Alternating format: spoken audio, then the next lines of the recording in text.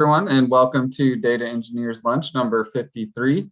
As I kind of briefly mentioned, going to be a little bit different for today's Data Engineers Lunch, some difficulties with travel and stuff like that. But we're just going to kind of review what we did in 2021.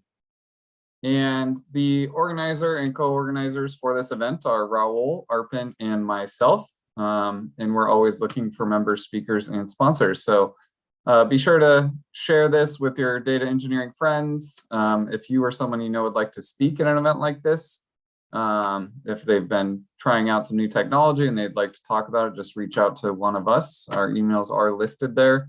Best bet is probably to try and just email me directly at josh.barnes@anant.us. We are a part of a larger community. Data Community DC is an inclusive and diverse culture, and we support people of all races, gender, sexual orientation. Everyone's welcome here, and we expect respect to be given to those classes.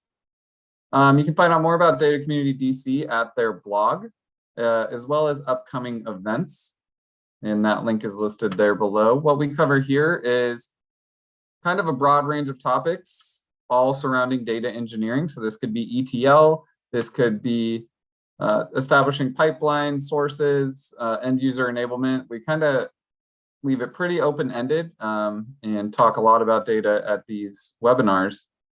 If anyone is new and would like to introduce themselves, feel free to do so. I will pause if I see someone on mute or start talking. Otherwise, I'm going to continue. Some group rules. If you have a question, please ask it. Be polite and courteous to others and share what you know.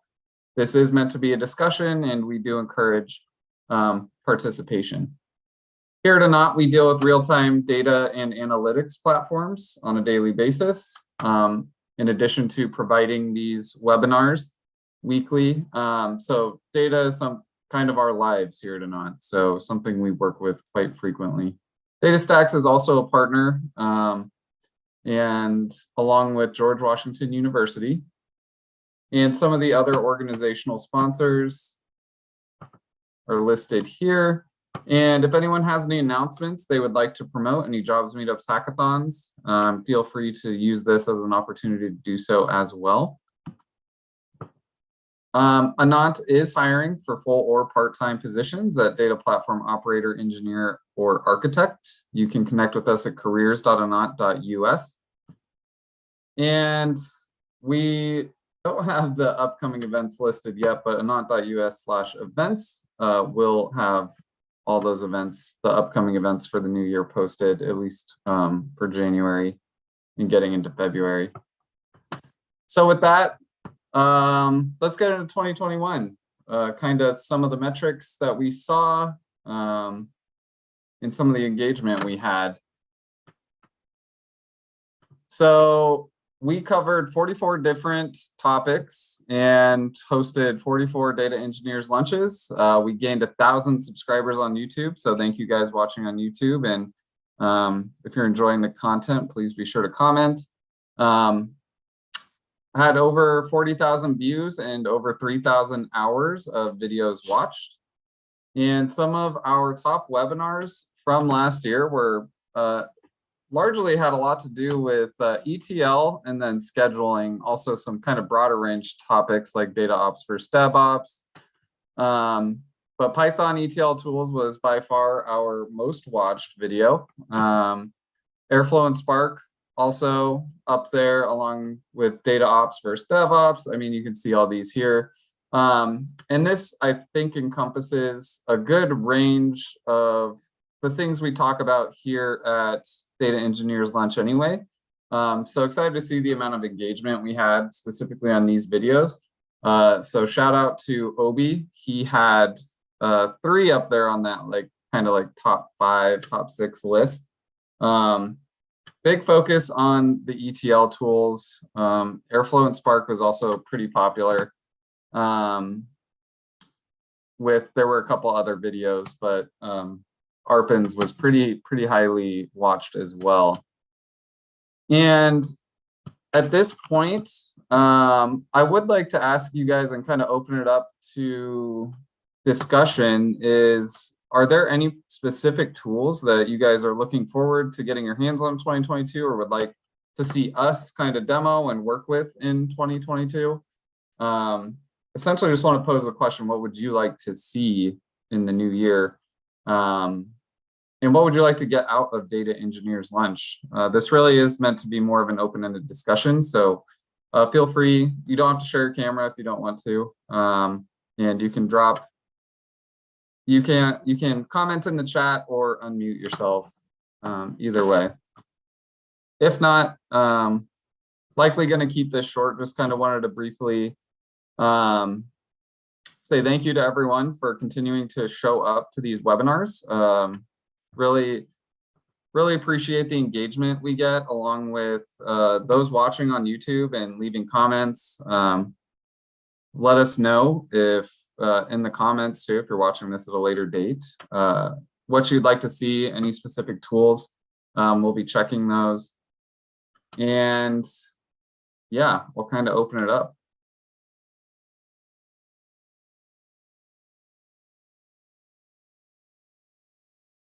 Crickets. Okay. Well, I don't want to waste anyone's time. I can opt to give you guys your time back. Like I said, I apologize. We had some difficulties with our regularly scheduled Jay. Okay, security tools. That is actually something we haven't really covered at all in Data Engineers Lunches. So that's actually a really good idea. I like that. Thanks, Jay. You mean like, go ahead. No, sorry, please go. I was just gonna ask Jay if he meant like security for some of the, sort of more normal data engineering stuff that we talk about here, like how to secure your Cassandra instance or Spark or whatever, versus security tools, wider reaching auth granularity. Okay, yeah, stuff like that. Cool. Yeah, thanks, Jay. Yeah, definitely something that we haven't spoken a lot about, and obviously a very important thing to cover.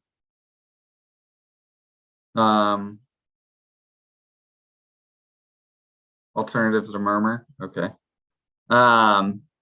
Yeah, because security of especially sensitive data is a huge topic, and something that every company has to consider. And yeah, I feel like there's going to be a wide range of topics for us to tap into in that regard as well. Nicholas, you had something to say?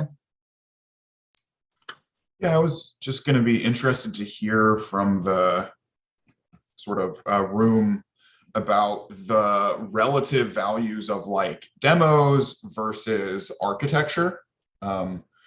So sort of how interesting is a sort of architecture themed talk? Yeah, it's a good point, because we do, and as kind of briefly shown in some of the most popular videos there, because some of them are, if I could, there we go. Some of them are kind of broader range topics, like data ops versus DevOps. That's kind of a more broader, more of a discussion than a demo. I believe pretty much all but that particular video all included demos. So demos definitely seem to be where people gravitate towards, or are the most useful, I would say, have the most engagement, at least on our YouTube channel. But yeah, if a broader, like higher level discussion is interesting or adds value, definitely let us know if that's something you'd like to see more of. That could include, I mean, there are tools for pipeline scheduling and stuff like that, but as far as just covering like a high level view of maybe what all goes into a full data platform or pipeline, the architecture behind it. Those are valuable discussions too, and I think worth talking about. But with Jay being the only one to respond, it looks like security is going to be at the top of our list for upcoming topics, to be sure. I mean, personally, I'd like to pull in more AI ML stuff. I can manage it. Lisa would be interested in all the topics. All right. Not picky. AI and machine learning. Yeah, definitely. We had a couple videos on that, like kind of introductory videos or tools used in that regard. Not as popular as some of our other ones, but obviously a huge part of data consumption and a lot goes into the machine learning architecture and kind of infrastructure. So definitely a lot there as well. Does anyone else have specific tools or maybe trends that they would like seen discussed?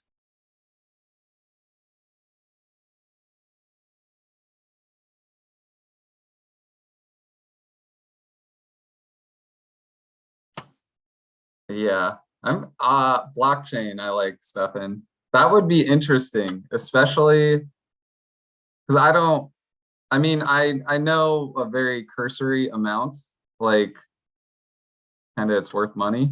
But getting more into what's involved in the architecture and hosting and stuff, I think that could be actually really interesting. Although maybe not based on what the market looks like today. Isaac, Terraform, or Ansible for data ops. Yeah, I believe we have covered those in the past, but certainly wouldn't hurt to take a look again. I think it has been, those were covered early in 2021, so revisiting those, not a bad idea.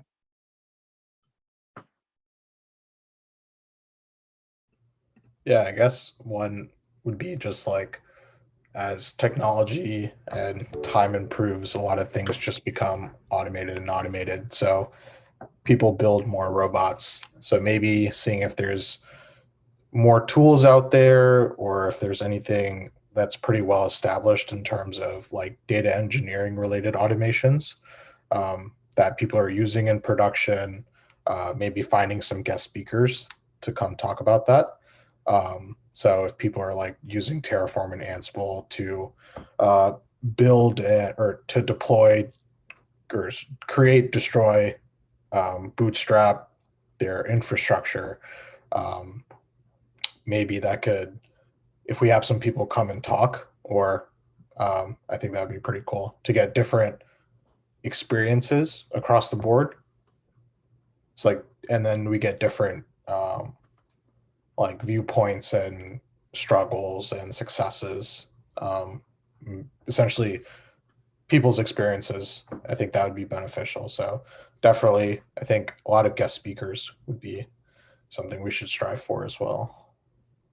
Yeah, I agree. And it's always nice to get an outside perspective, especially I know I've reached out to a fair amount of guest speakers and will continue to do so, but definitely trying to get leaders in those specific areas. While here to not, we might help clients in a capacity like that as far as like actually getting people who are part of these organizations for these tools and stuff is definitely something I've been focused on lately, and hope to get some exciting stuff on the schedule for more like the leaders in specific tools and or like you said, machine learning. I think that's a really good idea, and actually gives me some good paths to go down as far as seeking out who to talk to. So yeah, that's a really good idea.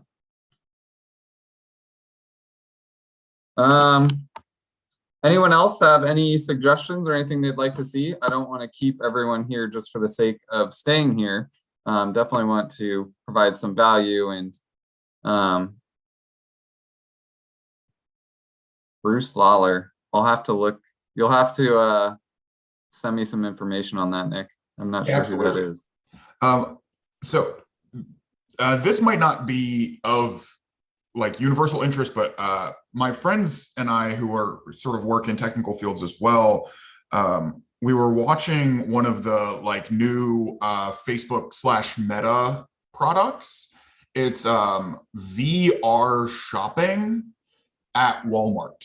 So essentially, like, you stay at home, you pop on your VR headset, and you go into a virtual Walmart and literally pull like items off of a VR shelf. So this sparked this debate within our group about like the relative carbon costs of like of AR, VR versus the like more traditional online shopping or even in-person sort of shopping methods, which led me to this sort of, the bigger point here is like, I'd be really, really interested to see a discussion about the costs of different sort of platform technologies on different providers, both dollar costs and electric carbon costs. But again, this is kind of my passion here, so this might not be a universal piece of interest. Yeah, maybe like a separate video or something. That would be an interesting topic. Jay is requesting data architecture that's 5G ready-ish. Yeah, let's take a look. Oh, this is from DARPA too. Okay. So what's your perspective on data architecture as it currently stands with 5G? Jay, do you have, is that something you've worked with or a problem you've been trying to solve with your company or personally? Just something you're interested in? Yeah, these are all, I think these are all great ideas as far as things to look into for 2022, especially just the way we all, I'm sure, are familiar with how quickly technology moves.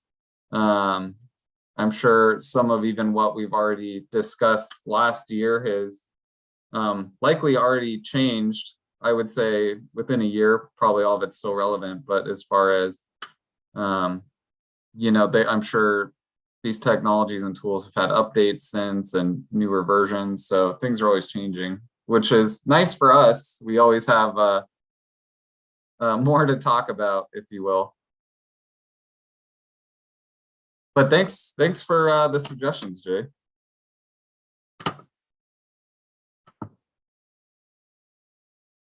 Yeah, I could see that. I mean, I see Internet of Things in my own life as it's grown over the past, I don't know, decade or so, maybe even less than that. I would say in like the last 5 years. Just things like Alexa, smart speakers, even tiles or thermostats.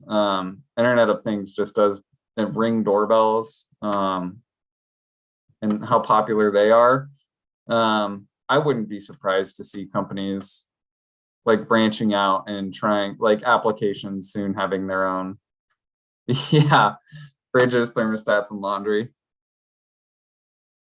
I mean, just the way our lives are so automated in technology as it is, it seems like we're just trying to carry that automation into our day-to-day lives. Yeah, because the fridges will place grocery store orders and stuff for you.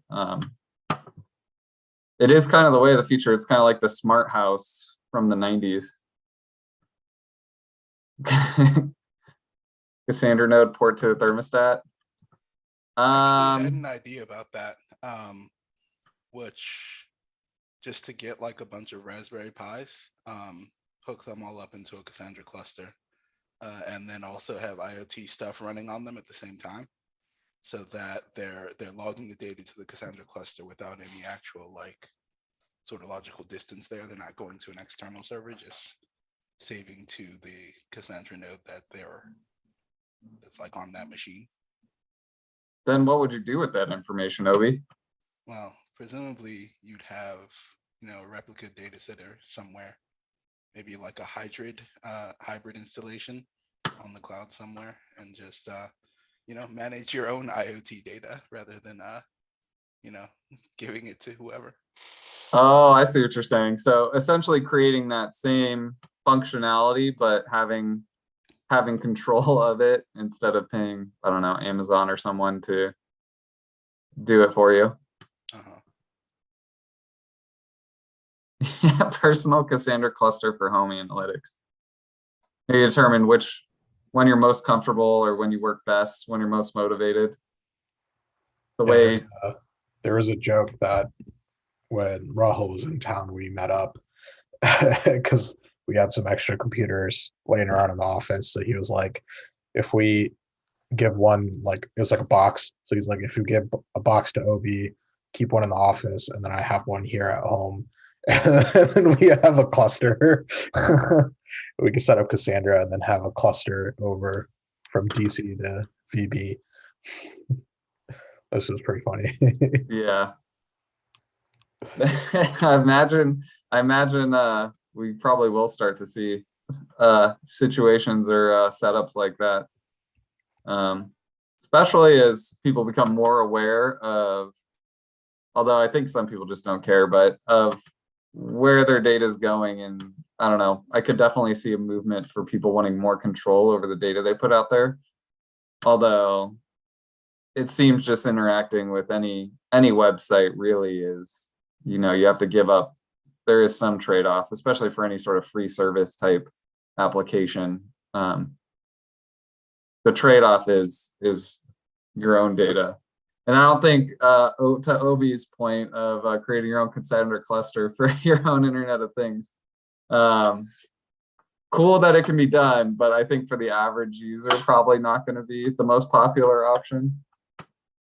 But it would be good practice either way.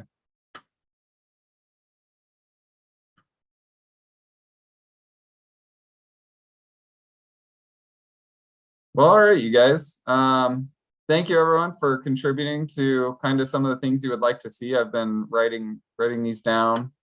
So auth is definitely something auth and security are something we're definitely going to want to look into.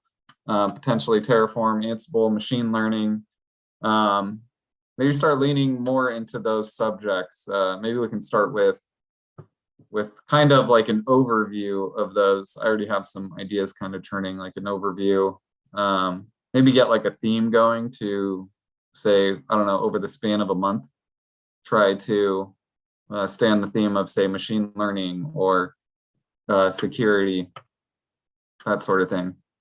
So some good ideas. I think you guys have really stimulated some thought for me personally, and as far as when looking for guest speakers and stuff like that, kind of what specific experts to target. So thank you guys.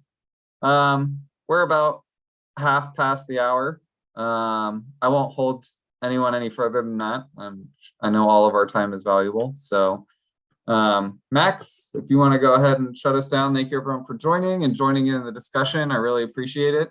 And we look forward to seeing you guys at more of the upcoming discussions and webinars.